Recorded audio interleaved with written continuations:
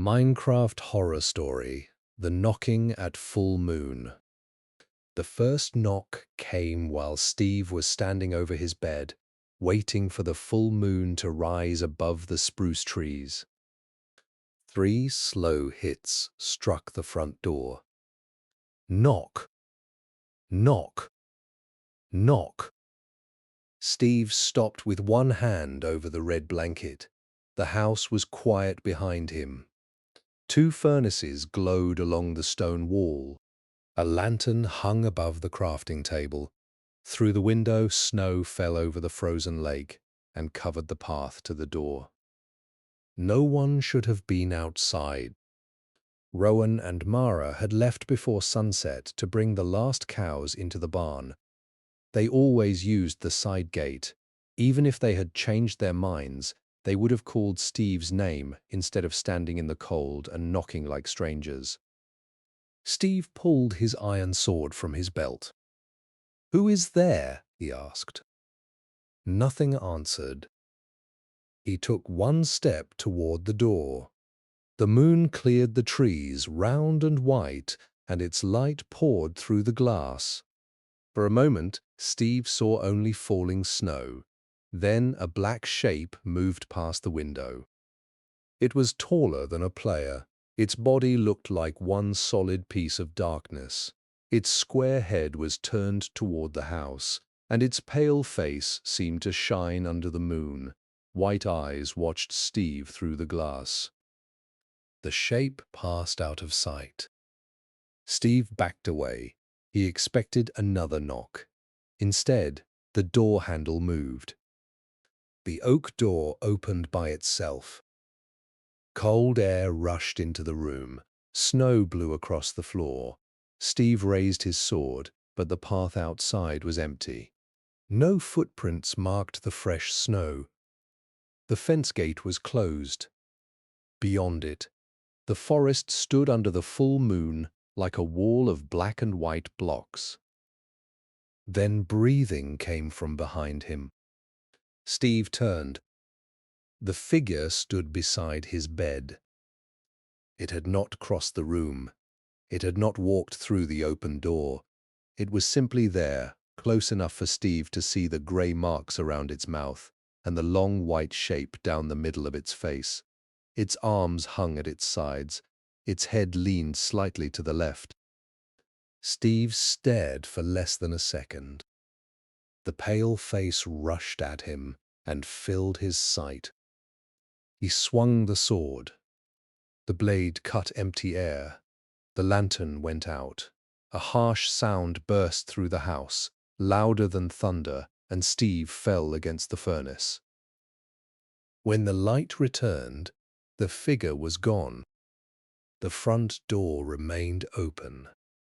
On the red blanket where the thing had been standing were 4 words made from pieces of charcoal. "I know where you sleep." Rowan and Mara found Steve outside a few minutes later. He was placing dirt blocks across every door and window in the house. He had already covered the front entrance, and he was halfway through sealing the last glass pane when Rowan dropped the lead tied to the cows. "What happened?" Rowan asked. "Was it a creeper?" Steve pointed to the bed. Mara read the charcoal message without touching it. She wore an iron helmet and carried the map they had been filling for the past 2 weeks. Unlike Rowan, she did not laugh or ask if Steve had made the words himself. "We saw someone near the barn," she said. Rowan looked at her. "You said that was a tree." "I said I hoped it was a tree." Steve told them everything. He described the black body, the pale face, the door opening and the breathing behind him. Rowan listened with his arms folded. He had known Steve since the first day of the world, when the 3 of them had punched oak logs beside a river and spent their first night in a hole. He trusted Steve, but trusting a friend and believing that a monster could appear beside a bed were not the same thing.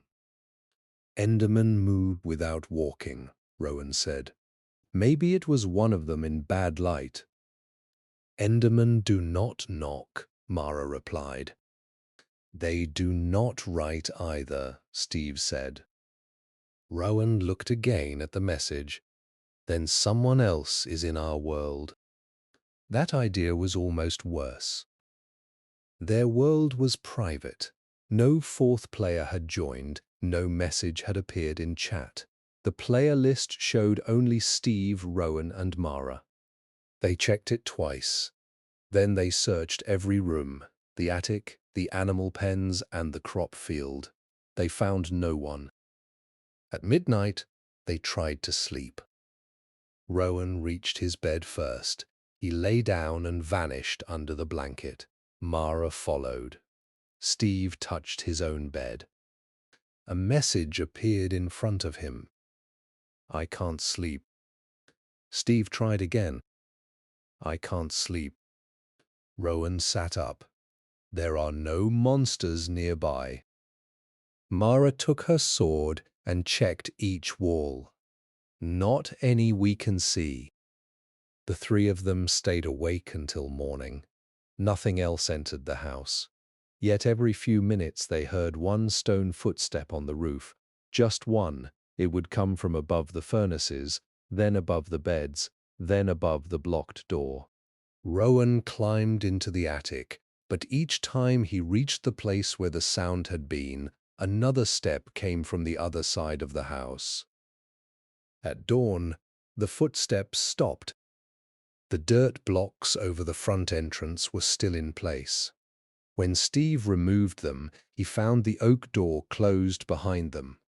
The snow outside was smooth, except for the tracks Rowan and Mara had left from the barn. Mara walked around the house with the map in one hand. At the back wall, she stopped. The window there had been covered from the inside.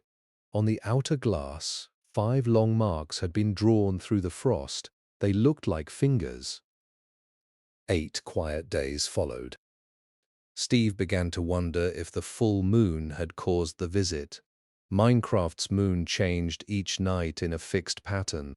The night after the attack, a small part of it was missing. Then it became half, then thin, then dark. As the moon faded, the strange sounds faded with it. The 3 friends used the daylight well. They replaced the wooden house with a stone shell. They removed the oak door and made an entrance with 2 iron doors controlled by levers. They placed iron golems beside the walls. Rowan built a watchtower on the barn. Mara laid tripwires through the spruce trees and connected them to bells. Steve made a safe room beneath the floor, with solid stone on every side and no door at all. A 1-block tunnel led inside. He kept smooth stone in his hand so he could close the gap behind him. They also moved their beds. Rowan carried the 3 beds to the new stone room. Steve stopped him before he put them down.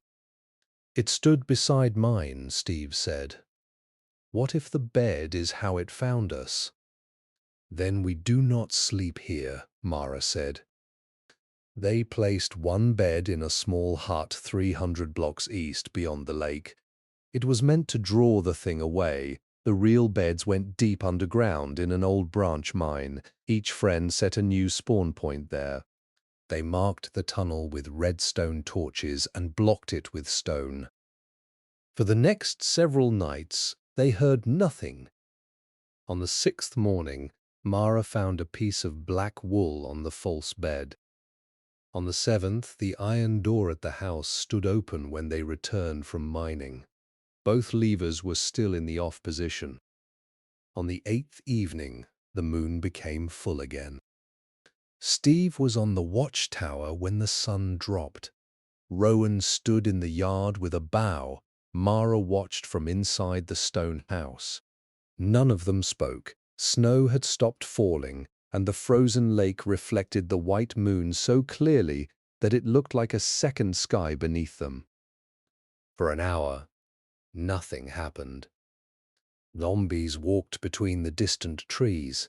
A skeleton burned through its arrows against the outer wall. The iron golems dealt with both. The bells stayed silent. Then one of the cows turned toward the forest. Every other animal followed.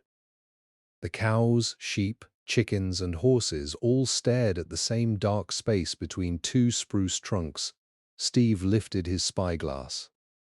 The black figure was there. It stood almost 100 blocks away, but its face was aimed straight at the tower. The white marks of its eyes and nose were clear even at that distance. It did not move when Steve lowered the glass. "North trees," Steve called. Rowan aimed his bow. "I see it." He fired. The arrow crossed the snow and struck the trunk. The figure was no longer beside it. The first bell rang behind the barn. Rowan spun and fired again. A dark shape slipped past the fence. The second bell rang near the crop field. Then the third bell sounded beside the house. "It is moving too fast," Mara shouted from the window. Steve climbed down the ladder. As his boots touched the yard, a knock hit the iron door. 3 hits, slow and heavy. The iron golem beside the entrance turned its head. It walked to the door, raised both arms, and waited. The iron door opened inward. The laver never moved. The black figure stood at the entrance. It was thin and tall, dressed in darkness from its neck to its feet. Its pale face seemed pressed onto the front of its head. The eyes were small white squares. The mouth was a straight grey cut. The golem attacked. Its iron arms lifted the creature into the air. The knocker fell against the fence, flashed red, and then stood again. It did not strike the golem. It looked past it at Steve. Rowan fired 3 arrows. 2 hit the creature's chest. The third passed through the place where its head had been, because the head had turned at an angle no player could copy. The knocker walked forward. It moved slowly, almost as if it were sneaking, but the golem could not hold it back. The dark body passed through the golem's raised arms. It crossed the threshold. Mara swung her axe from inside. The hit pushed it 1 step back. All the lanterns went out. Steve heard Mara shout. Rowan ran past him. The world became dark for 2 heartbeats, and in that time something touched Steve's shoulder. When his sight returned, the entrance was empty. "Where did it go?" Rowan asked. Breathing came from the house. Mara stood near the crafting table, frozen. Beside the 3 empty spaces where the beds used to be, stood Steve. Not the real Steve. The copy wore his blue shirt and dark blue trousers. It had his brown hair, his square beard, and his face, but its eyes were white and its arms hung too low. It watched Mara without blinking. Rowan entered with his sword raised. He looked from the copy to the real Steve outside. "Which one?" he asked. "The one by the wall," Mara shouted. The copy smiled. Steve had never seen his own face make that shape. It rushed toward Mara. She blocked with her shield, but the creature passed through it and touched her chest. Her health dropped. Rowan struck it from the side. Steve joined him, and for a few seconds all 3 attacked. The copy flashed red with every hit, yet it kept Steve's face. Then darkness covered the room again. The front door slammed. A glass pane broke. When the lanterns returned, the copy was gone. Mara leaned against the wall and ate a golden apple. "It looked like you." "I know." "No," she said, "before it came inside. At the false hut this morning, I saw you standing near the lake. I called to you and you walked into the trees. I thought you had not heard me." Steve had been underground with Rowan all morning. The night was not finished. The knocking moved around the house for hours. It struck the iron door, the glass, the roof, and once the stone floor beneath their feet, the figure appeared beyond one window and vanished when they faced it. Twice they heard Steve's voice call from the barn, asking for help. Steve stood between Rowan and Mara both times. Near dawn, they retreated to the safe room. Steve crawled through the one-block gap last and sealed it with smooth stone. There was no door, no window, and no bed inside. Only 3 players, a lantern, food, and a chest of weapons. For several minutes, the house above them was silent. Then a fingernail tapped the stone block Steve had just placed. Once, twice, 3 times. A soft breath came through the solid wall. "It wants us to open it," Rowan whispered. "We wait for daylight," Mara said. They did. The tapping continued until the sky turned blue. At sunrise, it stopped in the middle of a set after the second knock. Steve removed the stone block and looked out. The house had been changed. Every chest was open. Every trap door in the ceiling hung down. The fence gates outside had swung wide, and animals wandered over the snow. The 2 iron golems stood beside the barn, facing the wall as if they had been placed there by hand. On the floor between the furnaces lay Steve's blue shirt.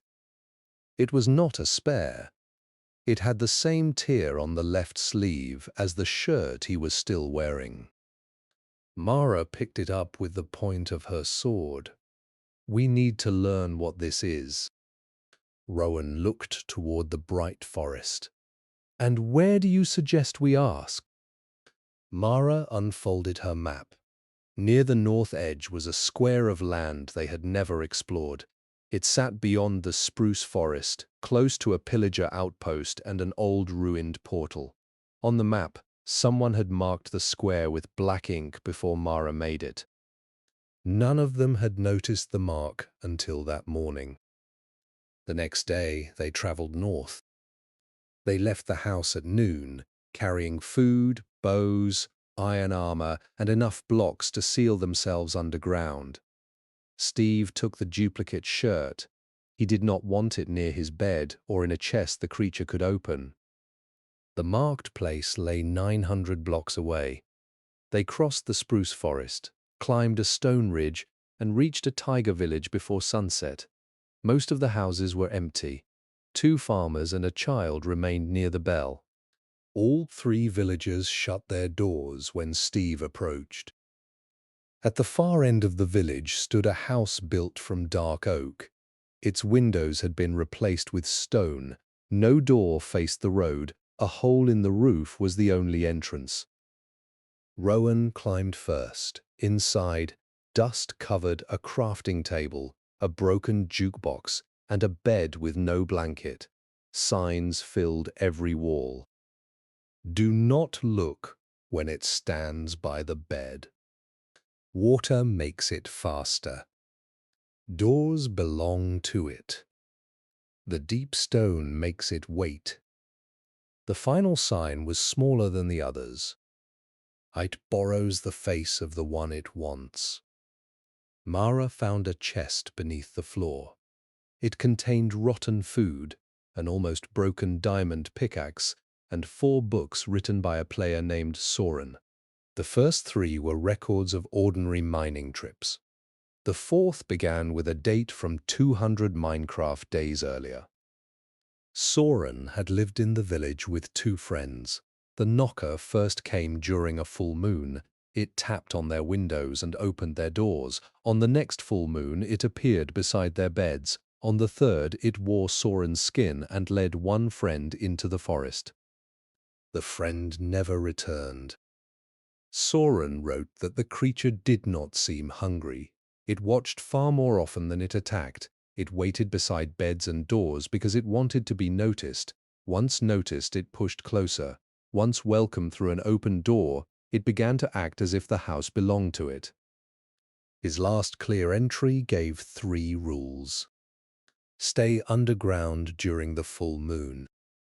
Never flee into deep water. If it uses your face, do not answer your own voice. The pages after that were filled with the same sentence. Please stop knocking. It had been written 91 times. On the back page, the writing changed. Soren is sleeping now. I kept him company. Steve closed the book. Outside, the village bell rang. The sun was still above the trees. They climbed onto the roof. No villager stood near the bell. It swung once, slowed, and stopped. Beyond the last farm, a player in a blue shirt watched from the edge of the forest. Steve was still holding Soren's book. The copy lifted one arm and pointed east toward the frozen lake and the house they had left behind. Then it knocked 3 times on the trunk of a spruce tree.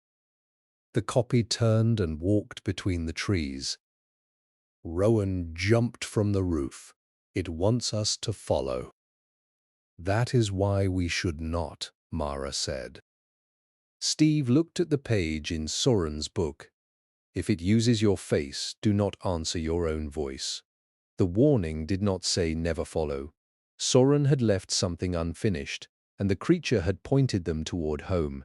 It might have been trying to lead them away from the village, or it might have been showing them that their base was no longer theirs. The child villager came out of a house and ran to the bell. He pointed down at the dirt beside it. A trapdoor was hidden under a brown carpet. Steve opened it. A ladder went down farther than the torchlight reached. The signs in the dark oak house had said deep stone made the creature wait. Soren must have built a refuge below the village. They climbed down before night. The ladder ended at level 12, close to the bottom of the world. A long hall had been cut through deep slate. Lanterns still burned along the walls. There were no doors. Each side room had a 1-block entrance and a pile of blocks ready to seal it. Soren had prepared for the same kind of attack. Most of the chests were empty. One held a stack of bread. Another contained arrows and bottles of honey. At the end of the hall, Steve found an enchanting table surrounded by bookshelves. A diamond sword lay on it. The blade carried Smite 4. Beside it was one more book. Soren wrote that the knocker was not impossible to hurt. It had no armor, but it could take more hits than a zombie or skeleton. Normal weapons worked. Smite worked better. The danger came when the creature grew weak. Darkness covered the player. Sight failed. Shields became useless. That was when the knocker stopped watching and began trying to finish the fight. Soren had almost killed it once. He had struck it until a black fog filled his house. Then he raised his shield and waited for an attack. The creature walked through the shield. It touched him again and again while he swung at sounds. He escaped with half a heart and spent the next 2 full moons below ground. On the 3rd full moon, the knocking came from the deep slate wall. Soren's final plan was written on the last page. He believed the knocker followed a player's spawn point. He planned to move his bed to a small island, draw the creature over the ice, and fight it in an open space where it could not trap him. If he failed, he would break the ice and swim away. Below that, someone had added a line in charcoal. He went into the water. Mara took the Smite sword. The signs warned us about deep water. That is how Soren lost. Or this wants us to believe that, Rowan said. Either way, we do not copy his last move. Steve placed the book with the others. We use the open ground. We keep water out of the plan. They stayed in Soren's refuge overnight. The moon above was no longer full, and nothing came down the ladder. Steve slept for the first time in 2 nights. He dreamed of the stone house by the lake. In the dream, every block had a white eye. 3 knocks moved from wall to wall, always closer to his bed. He woke before dawn. Someone was breathing in the hall. Steve sat up and saw Mara asleep in the next room. Rowan lay beyond her. The breathing came from the enchanting room. Steve remembered the warning, "Do not look when it stands by the bed." He kept his eyes on the floor and reached for his sword. A pair of black feet stood at the far end of the hall. They were still, the breathing deepened. Steve looked no higher than the creature's knees. He backed toward Mara's room. A low voice spoke from the end of the hall. "Steve." It was his voice. He woke Mara by touching her boot. She opened her eyes. Steve raised one finger to his mouth, then pointed at the black feet. Mara understood. She woke Rowan the same way.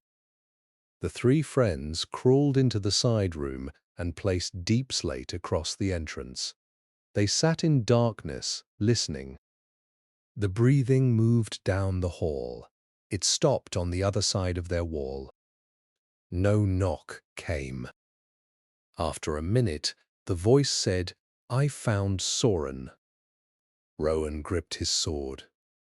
Steve held his arm. "He is still waiting in the water," the voice continued. Mara looked at Steve. The creature knew what they had read. "Come and see."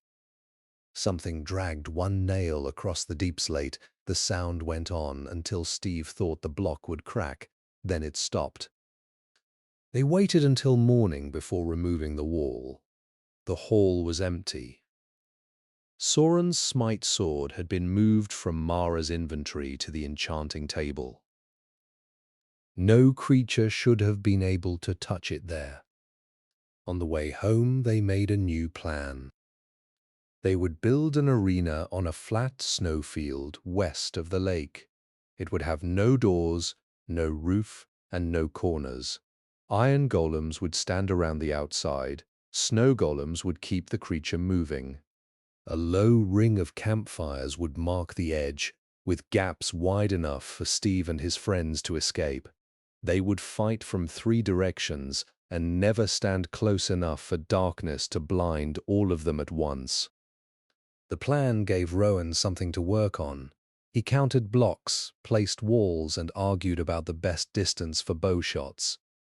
Mara tested Soren's sword against undead mobs and spent 2 days gathering bottles for potions. Steve returned to the stronghold they had found weeks earlier and searched its library. He hoped for another Smite book.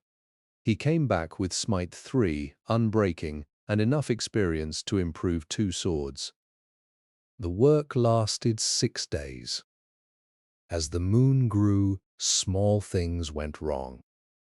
On the first night, a fence gate opened behind Rowan. On the second, they heard 3 knocks from inside an empty chest. On the third, Steve found the duplicate blue shirt hanging from the watchtower. He had burned it in lava after leaving the village. On the fourth, every bed in the underground mine was turned toward the north wall. On the fifth, Mara saw the false Steve standing among the cows. When she called Rowan, the figure dropped to its hands and knees and crawled under the fence. On the sixth, the snow around the arena filled with footprints. Each print matched Steve's boots. They began at the center of the ring and led to the house. None led in from the forest. The 7th night would bring the full moon. That afternoon, Mara found Rowan at the edge of the lake. He was staring at the false hut where they had placed the first bed. "What are you doing?" she asked. "Steve called me." The real Steve was in the arena, filling a chest with food. Mara drew her bow. "Come away from the ice." Someone knocked from inside the hut. Rowan took one step closer. "He said he found Soren," Rowan whispered. Mara grabbed the back of his armor. The hut door opened. Steve stood inside. The copy had changed more than before. Its blue shirt was dark with water. Its hair lay flat against its head. White eyes shone in Steve's face. Behind it, the single bed had been replaced by 3 beds placed side by side. On the middle bed lay a set of old diamond armor. "Soren," the copy said in Steve's voice. Rowan raised his bow. The copy vanished.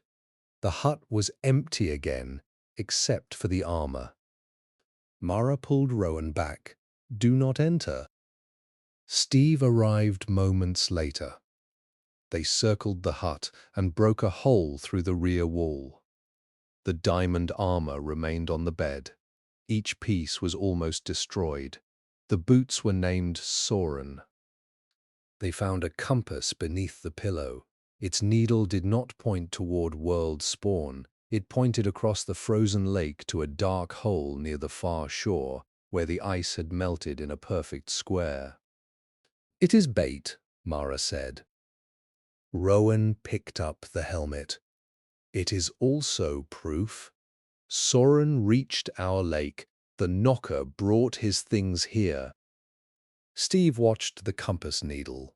"Leave the armor, take the compass." They returned to the arena before sunset. Mara brewed potions of healing and strength. Rowan checked the iron golems.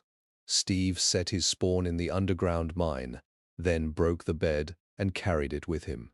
He did not want the knocker appearing beside it while they were in the open. The sun touched the spruce trees. All 3 players took their places. The square moon rose. Nothing knocked. They waited as the stars moved. Zombies wandered toward the arena and burned in the campfires. Snow golems threw white balls into the dark. The iron golems stood ready. Midnight came and passed. "It knows this is a trap," Rowan said. Mara held the smite sword. "Then the trap works." A faint bell rang from the house. Steve looked toward it. The stone base was only 200 blocks away. The bell rang again, followed by the sound of a wooden door. They had removed every wooden door. The 3rd bell came from the false hut on the lake. The compass in Rowan's hand spun. It stopped with the needle pointing at Mara. Mara's breathing changed. "Why is it pointing at me?" Rowan backed away from her. "Soren's compass points to the knocker." "We do not know that." The needle swung toward Steve, then toward Rowan. It turned faster until it became a blur. 3 knocks struck the ground beneath them. The campfires went out. Every snow golem turned toward Steve. Across the arena stood another Steve in iron armor, holding the same enchanted sword. The copy matched him in every block. Even its eyes looked normal. Rowan looked between them. "Say something only you know." "Our first shelter was under a hill by the river," Steve said. "You put the furnace against gravel and it fell on your head." The copy spoke at the same time, using the same words. Mara tightened her grip. "It hears him." "Then ask about something Steve did not see," Rowan said. The copy moved first. It struck an iron golem. Darkness burst across the arena. Steve heard metal arms swing and a snow golem break. He ran sideways, keeping away from where Mara had been. A sword cut his armor and took 2 hearts. His sight returned. The copy was gone. The black form stood in its place, pale face fixed on Steve. The iron golem hit it once. Mara rushed in and struck with Soren's sword. The knocker flashed red. Rowan fired from the other side. For the first time, the creature made a sound of pain. It was not a scream. It sounded like someone hitting a door from deep underwater. The knocker walked toward Steve. He moved back across the flat snow, keeping distance. Mara struck it from behind. Rowan's arrow hit its shoulder. The iron golem lifted it and threw it toward the campfires. The creature landed outside the ring. Then it was no longer there. Knocking came from the house again. Mara stopped. It left the fight. Rowan checked the moon. It wants us somewhere else. The barn bell began ringing without pause. Steve knew they should stay in the arena. Their plan depended on open space. Soren had lost when the knocker pulled him toward the water. Every warning told them not to follow. Then the cows began taking damage. Their cries carried across the snow. The horses broke through the fence. A wolf Steve had tamed on the second day of the world appeared on the house roof, whining and turning in circles. The creature was tearing their base apart to make them leave safe ground. "We go together," Steve said. "No one follows a voice. No one enters the house alone." They ran. The barn doors stood open. Animals crowded the yard. One iron golem had been pushed into the crop field, where it struck at empty air. The wolf remained on the roof, looking down through a hole that had not been there before. Steve climbed the outside ladder. Mara and Rowan followed. The roof had been opened above the bedroom. From there, Steve could see 3 beds on the floor. They were the beds from the underground mine. On each blanket lay an item. Steve's bed held the duplicate blue shirt. Mara's held her first wooden pickaxe, which she had thrown away hundreds of days ago. Rowan's held the named Soren helmet. The black figure stood between them. It looked up through the hole. "It can reach our old items," Mara whispered. "It can reach more than items," the creature replied in Steve's voice. The roof blocks broke beneath Rowan. He fell into the room. The knocker touched him before he landed. Rowan lost health and rolled behind a chest. Steve jumped down, sword first. Mara followed with Soren's blade. They attacked together, driving the creature away from Rowan. The room became dark. Steve kept swinging in a wide line. He heard Mara's sword strike. He heard Rowan eat a golden apple. Then he heard the front iron door open. The darkness cleared. The knocker was gone. So was Mara. Her sword lay near the open entrance. "Mara," Steve ran outside. He saw her on the lake. She was moving toward the square hole in the ice. A figure in a blue shirt walked ahead of her. From the distance, it looked exactly like Steve. The real Steve shouted her name. Mara stopped.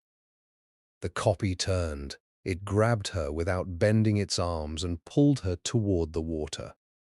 Steve and Rowan sprinted over the ice. The square moon shone beneath their feet. The copy reached the open water and stepped in. Mara struck it with her fist. It pulled her after it. Both vanished below the surface. Steve reached the hole first. Dark water filled the square. Far below, Mara's armor flashed once in the moonlight. Rope, Rowan said. We need a lead. Steve tied a lead around his waist and gave the other end to Rowan. Pull me out when I signal. The book said, water makes it faster. Mara is still alive. Steve dived. The cold water darkened around him. He followed the bright parts of Mara's iron armor. She was sinking beside a wall of stone, fighting something long and black. Underwater, the knocker no longer moved slowly. Its arms pulled it forward faster than a drowned. Its pale face cut through the dark like a white fish. Steve kicked toward Mara. He struck the creature once. It turned so quickly that its face touched his view. The harsh scare sound filled the water. Bubbles burst from Steve's mouth. The knocker hit him. 4 points of health vanished. Steve swung again, caught Mara's arm, and pulled the lead twice. Rowan dragged them upward. The knocker followed. Its black shape raced below Steve's boots. It struck again. Steve lost his grip on Mara. She dropped 1 block, then 2. He reached down, but the lead snapped tight and pulled him toward the surface. Mara looked up at him. Behind her, the knocker changed into Steve. The copy placed one hand on Mara's shoulder. Its white eyes shone through Steve's face. Mara was pulled into the dark. Steve broke the surface alone. Rowan hauled him onto the ice. They lay beside the hole, watching bubbles rise. Mara's name remained on the player list for 5 more seconds. Then it disappeared. No death message appeared. Rowan crawled to the edge of the hole. Mara! 3 dull knocks came from under the ice. They were far below. A pause followed. Then 3 more struck the frozen surface directly beneath Rowan's hands. He pulled back. Steve watched the water, hoping to see Mara's name return to the player list. It did not. Her bed should have brought her back to the mine if she had died. The lack of a death message meant the world did not count her as dead. The knocker had taken her somewhere the list could not see.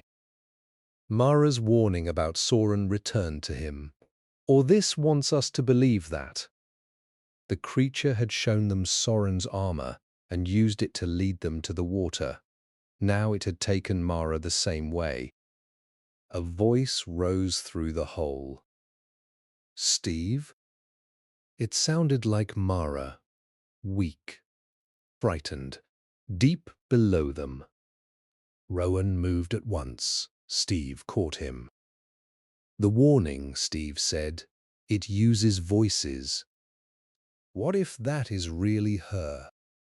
The voice called again. Rowan, I found Soren. Help me. Rowan pulled free. It knows we will doubt her. That is the point. He began breaking ice along the shore, making steps into the water. Steve blocked the hole with snow.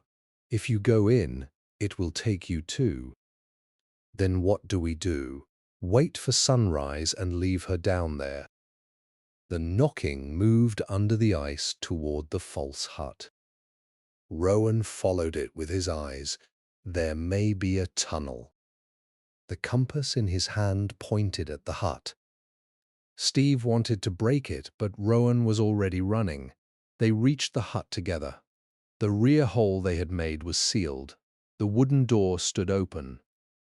Inside, the 3 beds were gone. A ladder descended through the floor. That was not there before, Steve said. Mara's voice came from below. Please. Rowan climbed down. Steve followed because leaving him alone would make another loss certain. The ladder went only 6 blocks before reaching a glass tunnel under the lake.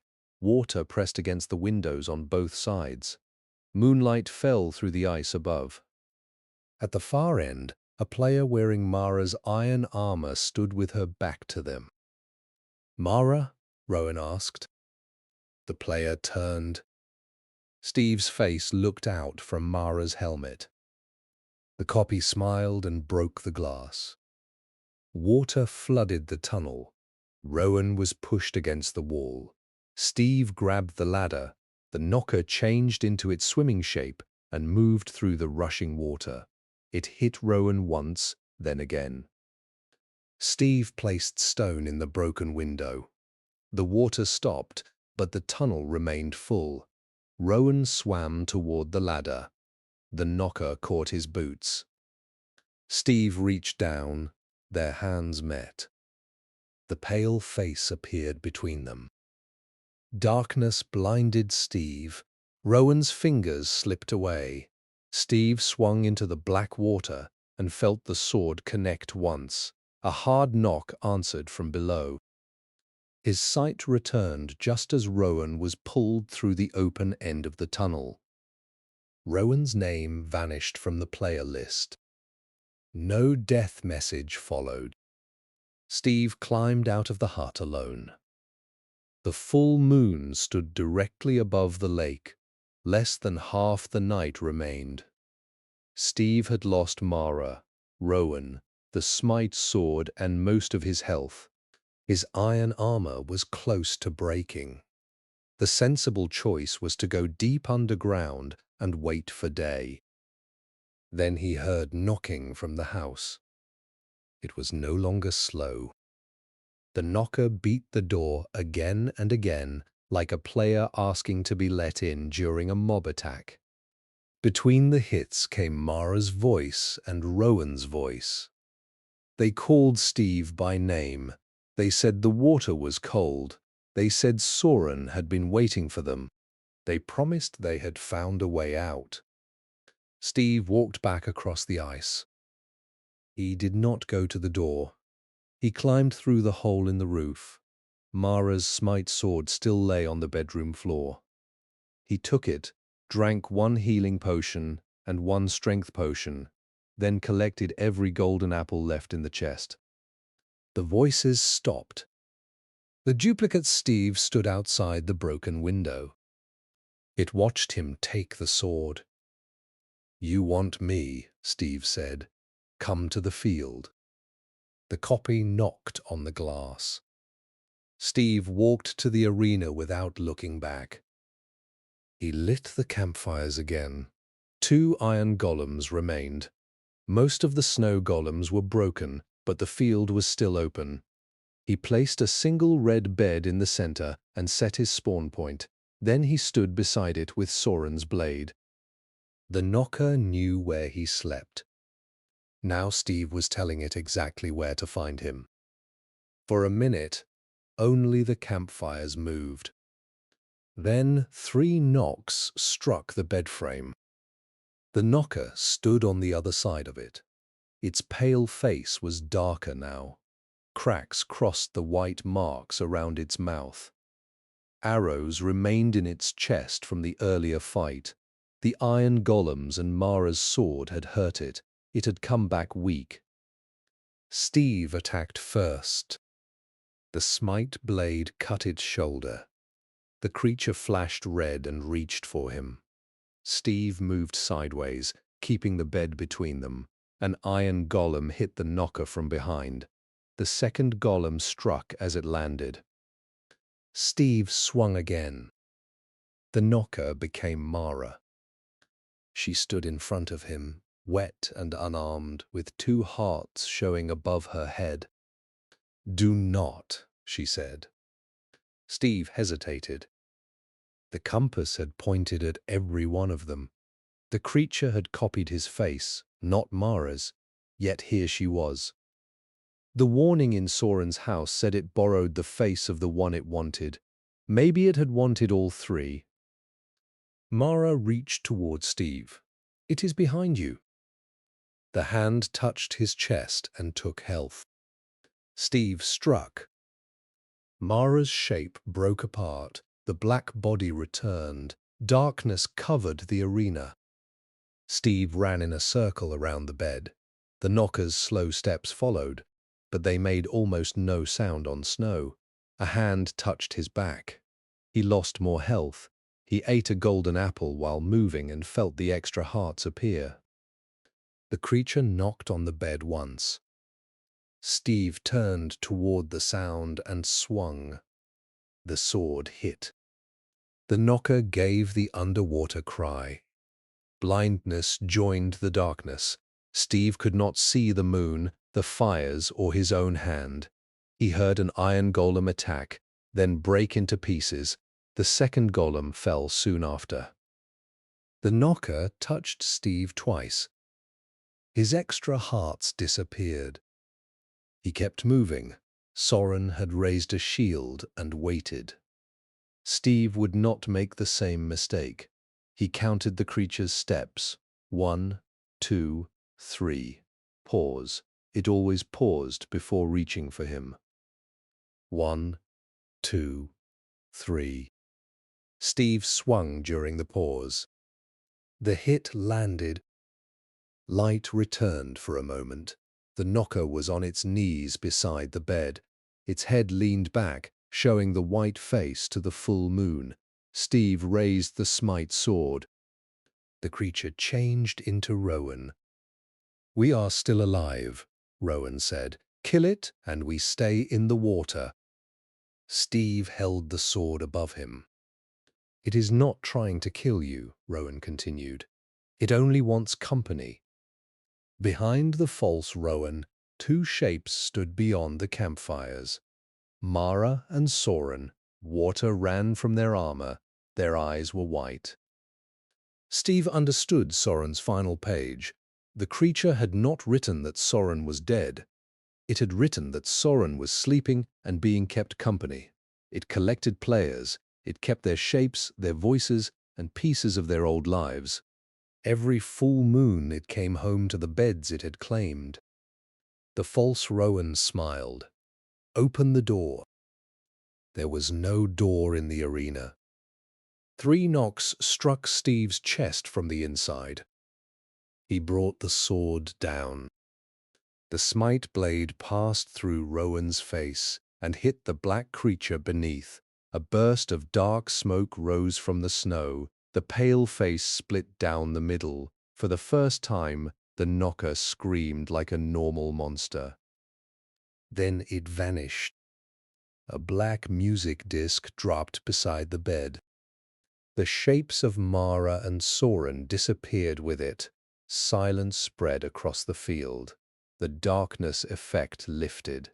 Steve stood beneath the full moon with half a heart, a broken arena, and no names beneath his on the player list. The knocking stopped. Sunrise came an hour later. Steve searched the lake until noon. He used doors to make air pockets and potions to stay underwater. He found the broken glass tunnel, but it ended after 6 blocks against solid stone. There was no room beyond it. No items floated in the water. Mara, Rowan, and Soren were gone. He returned to the arena and picked up the black disc. The label read Knocker Theme. Steve did not play it. For the next 7 days, he moved everything below ground. He built a new home at the bottom of the world inside the deep slate near Soren's refuge. It had no doors, trapdoors, fence gates, windows, or beds.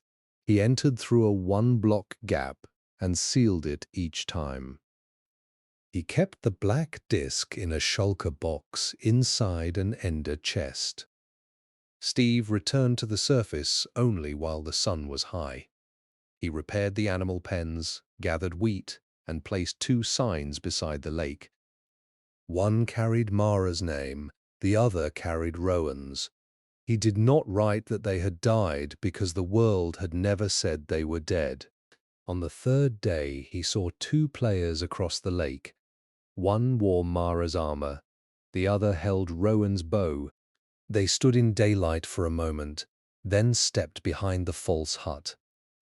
When Steve reached it, He found wet footprints leading to the frozen square. They ended on solid ice. He broke the hut apart block by block and burned the wood. Beneath the last floor plank, he found a charcoal message. It said only 2 are sleeping. Steve covered the words with stone and returned underground before sunset. Each day after that, something small waited near the entrance to his mine. Mara's first wooden pickaxe appeared on the 4th day. Rowan's compass appeared on the 5th, still turning without rest.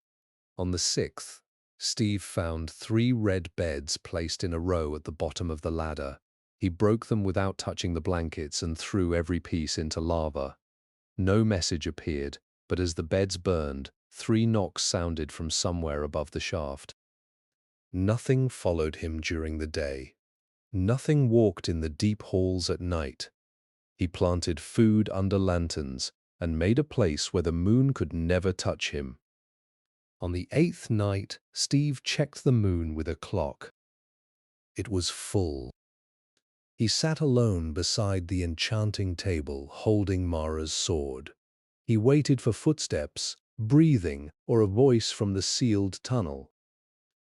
Hours passed in silence. Soren's rule had worked. Deep stone made the creature wait. Perhaps killing it had ended the hunt. Perhaps the black disk was only proof that the thing could die. Steve opened the ender chest. The shulker box was open inside it. The disk was gone. Music began in the next room.